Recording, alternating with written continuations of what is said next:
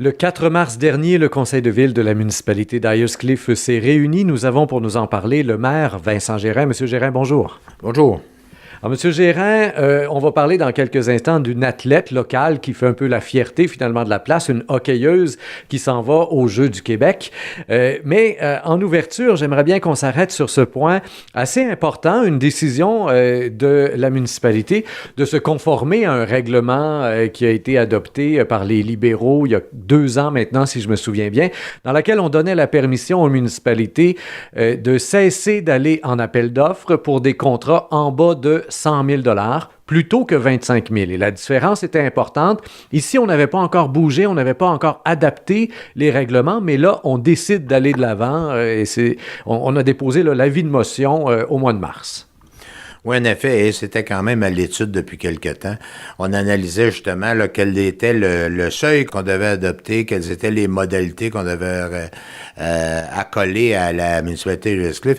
Finalement, on a décidé de prendre le seuil maximal autorisé par le gouvernement du Québec, qui est de 101 100 au lieu de l'ancien 25 000 Il faut comprendre qu'avec les années, le seuil de 25 000 pour des contrats sans appel d'offres datait de quelques dizaines d'années même. Donc, la situation avait grandement évolué quant au coût des contrats et quant à les montants à respecter pour ça. Alors, maintenant, la municipalité pourra accorder des contrats jusqu'à hauteur de 100 100 de gré à gré, c'est-à-dire sans aller en appel d'offres. Mais il y a évidemment de nombreuses conditions à respecter pour ça, qui fait que de toute façon, le processus va demeurer tout à fait transparent.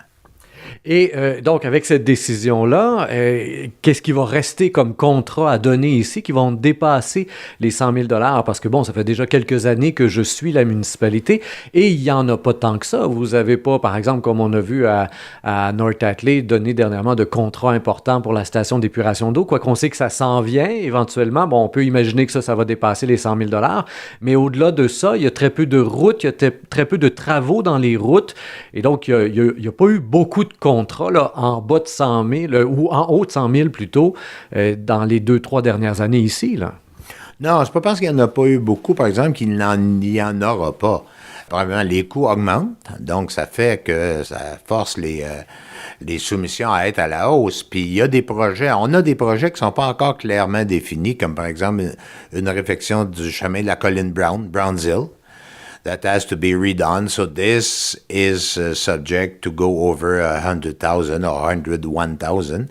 There's some others at the station d'épuration, at the water treatment plant, where the upgrading that we have to do should go over 100,000. We'll see anyway, but so there's a few coming down. And anytime we open, let's say, a new street or change waterworks, it may go pretty fast.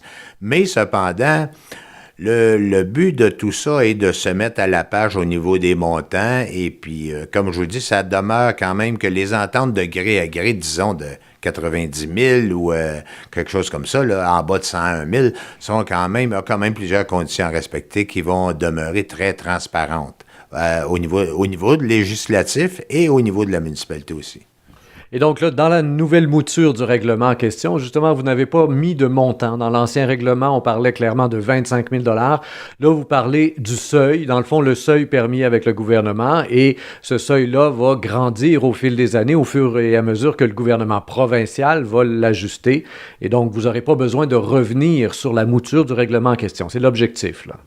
C'est ça. Dans la façon actuelle, la structure actuelle de la loi, c'est que ça devrait être changé à tous les 2 ans. Le seuil qui est fixé par le gouvernement actuellement est de 101 100 comme on disait précédemment, et quand il sera changé dans 2 ans, on n'aura pas besoin, nous, de changer la réglementation à chaque fois, parce que ça prend un avis de motion, ça prend, alors c'est un peu plus compliqué. En n'étant pas obligé de changer le règlement municipal, en disant le seuil, on va toujours, nous, accoter le seuil autorisé par le gouvernement. Alors, c'est pour ça qu'on parle de seuil en haut et non un seuil en bas, là. Voilà, très bien. Justement, une dépense qui s'en vient, qui, bon, n'est même pas au-dessus du fameux 25 000 qu'on avait avant, donc on n'est pas obligé d'aller en appel d'offres pour ça. Remplacement des bandes de la patinoire. Alors, c'est un contrat quand même de 10 000 on fait faire des nouvelles bandes ou ça va être fait à l'interne? Qu'est-ce qui coûte le 10 000 là? C'est la construction ou c'est juste l'achat du matériau? Principalement l'achat de matériaux parce que ça va être fait à l'interne. On a voté un montant de 10 000 à peu près. On estime la dépense entre 8 et 10 000. Alors, on a voté un montant de 10 000 This work at the rink, changing the boards and all that, should be done by our people here in town. So Jim, who is very good at that, is giving us an estimate, and he's going to try to do this summer because the boards have to be changed and some of the fencing in the back and all that. So we should redo all the boards, maybe put a little work on the base too. But anyway, the boards will be changed. Espérance de vie d'à peu près combien? On change ça tous les 5 ans, tous les 10 ans, savez-vous? Ben non, je ne le sais pas exactement, mais je dirais que c'est sûrement 10 ans, puis peut-être même un peu plus, là. Très bien. Un autre achat, un serveur informatique cette fois-ci, une dépense d'à peu près 4 000 $. D'où vient le besoin? Est-ce que c'est parce que l'ancien serveur était désuet ou c'est parce qu'on a besoin d'un serveur supplémentaire, là? Non, l'ancien était désuet. C'est juste pour une meilleure performance de nos ordinateurs ici à l'interne.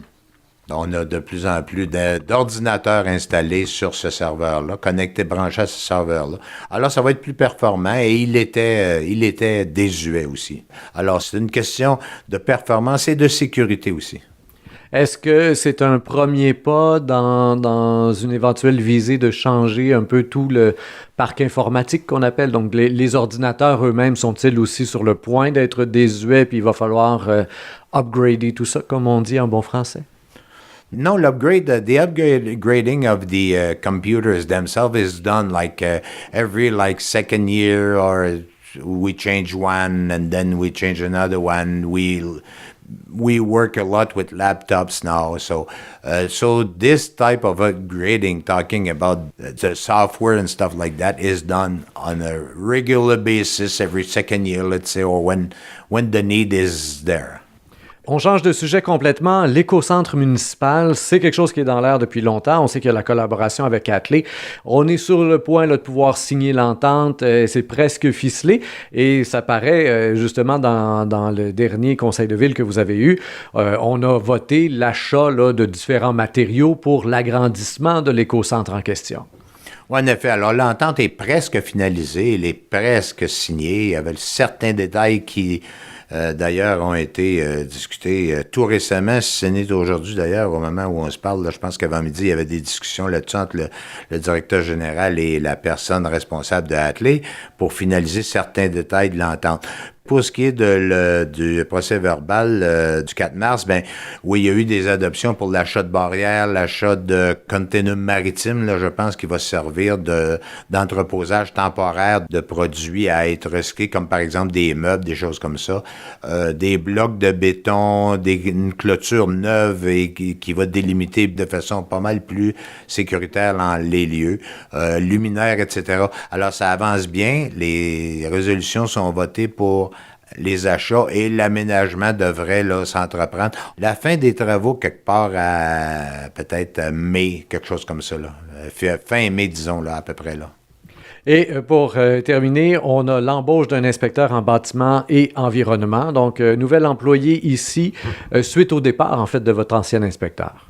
Oui, M. Lefebvre, Bastien Lefebvre, qui était notre inspecteur municipal, s'en va travailler comme directeur adjoint à la municipalité de Stockley Sud, pour laquelle il travaillait à temps partiel comme inspecteur. Mais là, ils ont décidé de l'engager comme directeur général adjoint.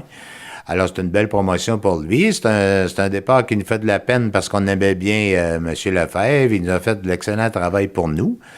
Mais on s'est assuré d'une relève qui devrait être compétente et parce qu'il y a eu un comité là-dessus. On a eu plusieurs applicants. On a eu une quinzaine d'applicants. Alors, et puis le comité en a sélectionné, évidemment, un nombre restreint pour finalement arriver avec le choix, c'est sur M. Kevin Lucier, qui a commencé un peu cette semaine, qui va aussi travailler encore un peu cette semaine, la semaine prochaine aussi. Son horaire va peut-être un peu changeant selon dans les premières semaines, puisque il est un étudiant, il a déjà un DEC en urbanisme, mais il a déjà... Puis il a un peu d'expérience là, dans des municipalités, mais il est après finir son bac en urbanisme. Donc, évidemment qu'on encourage ça. Alors, on va faire preuve peut-être d'un peu de souplesse dans son horaire au début. Mais en bout de ligne, c'est qu'il sera ici 3 jours par semaine. Et est-ce que c'est un jeune d'ici, de la région, de la municipalité, ou c'est un jeune qui finit son bac à l'Université de Sherbrooke puis qui risque après ça de quitter la région pour retourner vers chez lui? Bien, évidemment, on ne l'espère pas, mais non, il n'est pas d'ici, sauf qu'il est d'ici en tant que saisonnier. Alors, autrement dit, ses parents ont un chalet habitable l'année tout près d'ici. Là. C'est comme ça où lui se sentait un lien logique ou affectif envers Ayerscliff. Eh bien, ce sera peut-être justement l'occasion d'attirer de la jeunesse. On en parle souvent. C'est un des défis de toutes les municipalités à peu près au Québec, que de retenir les jeunes, en lui donnant une chance alors qu'il n'a même pas fini son bac. Je pense que c'est une porte qui est bien grande ouverte. Oui, mais il finit son bac, mais il a quand même de l'expérience, là, parce qu'il a travaillé en urbanisme, parce qu'il avait à l'origine un DEC en urbanisme. Alors, évidemment, c'est un jeune homme très bien, etc. Mais il a décidé de poursuivre sa formation, mais il a quand même de l'expérience comme inspecteur. Il a travaillé, je crois, à la ville de Saint-Lambert ou puis à quelques d'autres endroits, ou Granby. Je ne veux pas vous induire en erreur, là, mais il a travaillé dans une couple de villes plus importantes qu'Ayerscliff en tant qu'inspecteur adjoint, par exemple. Alors, l'émission des permis, etc., il connaît tout ça, là. Comme on le disait en ouverture, Emma Schoolcraft est une jeune, justement, d'ici, d'Ayerscliff, et une bonne joueuse de hockey. Et là, elle s'en va aux Jeux du Québec, Bantam 3A. Alors, on a vu déjà sur les réseaux sociaux un bon mot d'encouragement. La ville est derrière elle. Et il y a une légère participation financière là, de la ville qui est demandée, en fait, par les Jeux du Québec.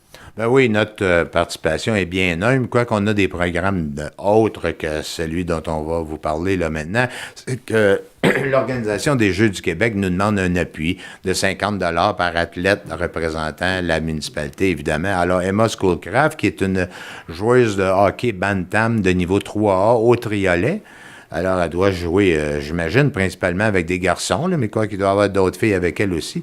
Alors, c'est tout à son honneur. Ça veut dire que c'est une très bonne joueuse de hockey. Et puis, nous, évidemment, l'appui, appelons-le moral, de 50 $ à l'Organisation des Jeux du Québec, puisqu'elle participe, c'est rien de le faire. On est bien content de le faire et on lui souhaite la meilleure des chances. Monsieur Vincent Gérin, merci bien pour cette entrevue. On se retrouve donc au mois d'avril pour le suivi du prochain Conseil de ville. Quant à vous, chers auditeurs, comme toujours, je vous invite à faire circuler l'entrevue sur Facebook, Twitter et autres réseaux sociaux. Au microphone, Rémi Perra.